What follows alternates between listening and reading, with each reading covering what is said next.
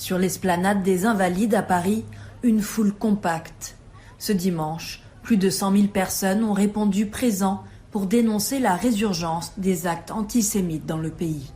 Aujourd'hui, on est venu marcher à Paris pour un message qui est simple, c'est que l'antisémitisme doit être combattu en France, que l'antisémitisme ne concerne pas simplement les Juifs, mais concerne aussi tous les Français, quelle que soit leur religion.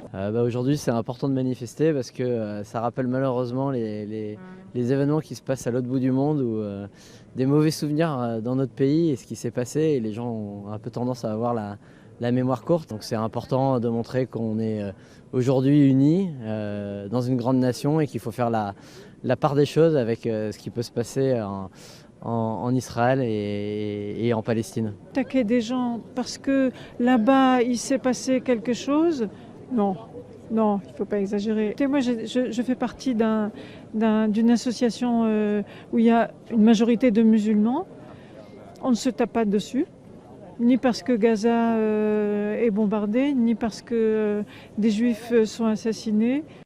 Dans le cortège, de nombreux membres du gouvernement, mais aussi des personnalités de tous bords politiques, Nicolas Sarkozy, François Hollande ou encore Marine Le Pen.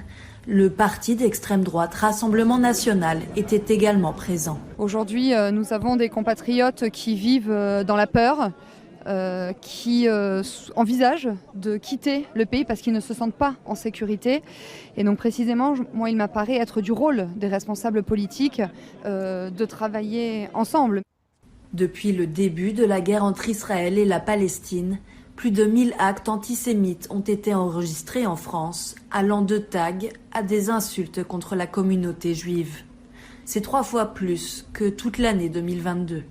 Une montée des tensions qui fait craindre à certains une importation du conflit israélo-palestinien dans l'Hexagone.